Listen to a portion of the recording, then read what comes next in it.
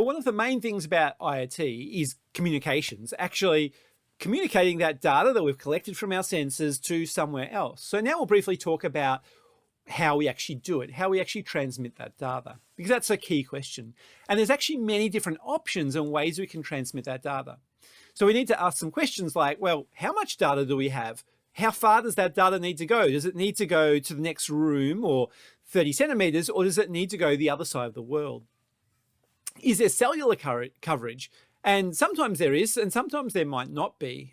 At the moment, I've got a grant application in where we're doing IoT based on wildlife in a really remote national park where there is no cellular coverage. We've also got things of, well, what are we transmitting our data through?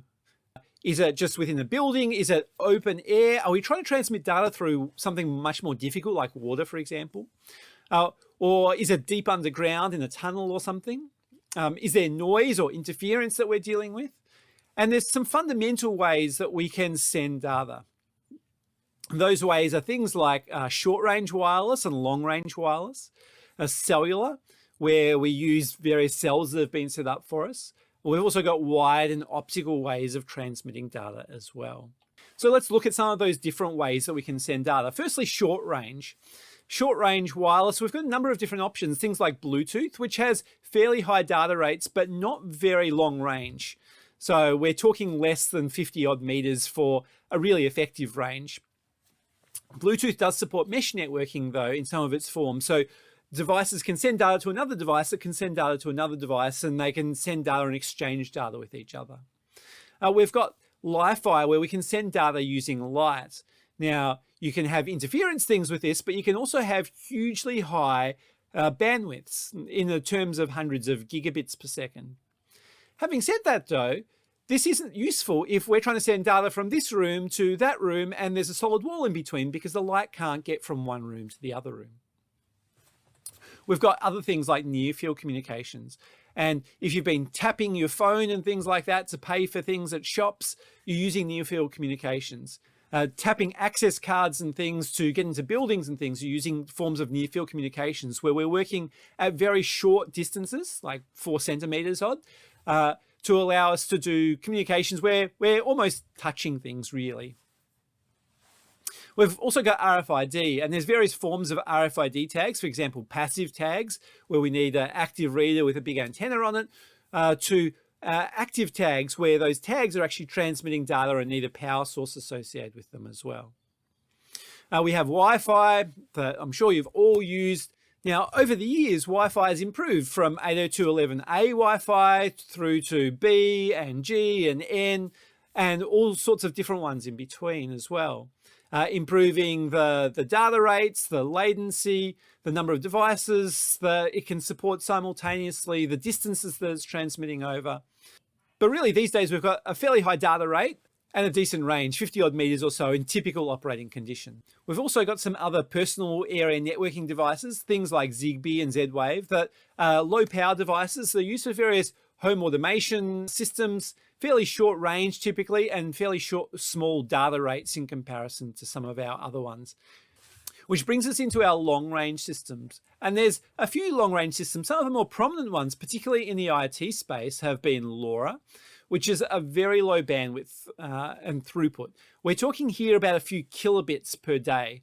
So not megabits or gigabits or anything like that. And not per second, but per day. So a very small amount of data. So this is the sort of thing that you might want if you're tracking whether rubbish bins need emptying, for example, that once a day or maybe once an hour, you just send a status of, the bin's 10% full, the bin's 20% full, the bin's 30% full. You might use it on a weather station. Every half an hour, you take a sample from the weather station, or every 5 minutes, and you send the temperature and humidity and rainfall and things like that. You're sending tiny amounts of data, but you can send it over a long range in the order of something like 5 kilometers. Another promising new technology in this space that's really only starting to grow in popularity recently is 802.11ah. So 802.11 is our IEEE standard for Wi-Fi, but AH is the long-range Wi-Fi. And this long-range Wi-Fi runs at a lower frequency. Rather than our 2.4 gigahertz or our 5 gigahertz, we're running at a lower frequency, typically 900 megahertz. And that allows us two things. One is we don't have the same data rate that we had. So rather than getting 50 odd megabits per second or something like that we might do it with our 802.11n, here we're only getting 1 to 2 megabits per second. So not as much data throughput, but it significantly increases our range up to about 1 kilometer or 1.5 kilometers or so. So there's different trade-offs here of increasing our range, but decreasing the amount of data that we can actually send simultaneously. We then have our cellular systems or our subscription-based systems.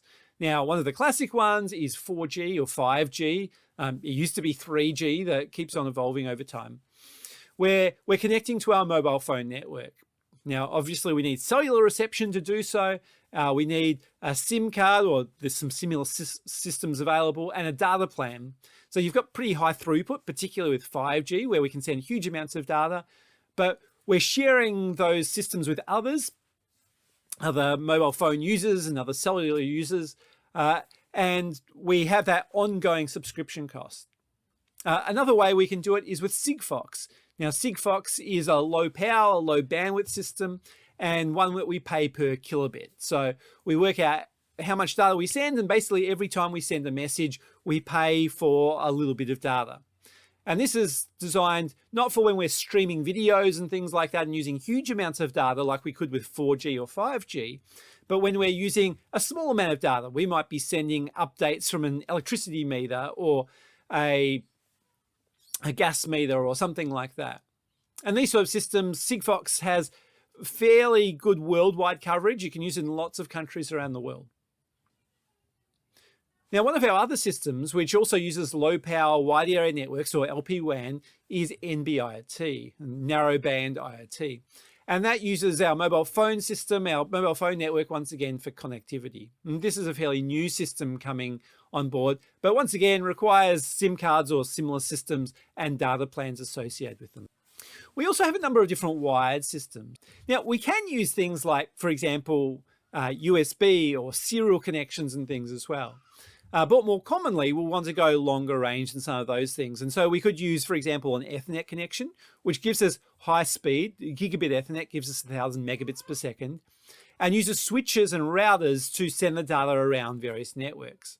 Ethernet is very mature technology, and is standardized with all the hardwares and protocols and things that we can operate with. And it allows us to have 100-meter range between various devices, 100 meters for each hop, for example, between a device and a router that's connecting to, or a router and another router, or a switch, for example. Another thing we can do is something called power line communications, and you see the pictures just there, where rather than sending data over Ethernet cables, we can send it over our electrical power cables. So rather than having to run cables within the building, for example, we could put these power line connections in, and it'll convert those Ethernet signals into data that's sent over the power lines. Now, data rates are a bit lower than Ethernet, but it still allows us to do something without having to put a whole lot of wiring in, and doesn't have the sort of troubles that Wi-Fi might have in terms of going through solid walls, for example. Our last one that we'll briefly mention is optical fiber, where we've got light traveling through glass fibers. And as they travel through glass fibers, we get very, very high throughput, something in the order of 10 gigabits per second, which light allows us to have. But they're also a bit fragile, and we have dedicated optical routers for these as well.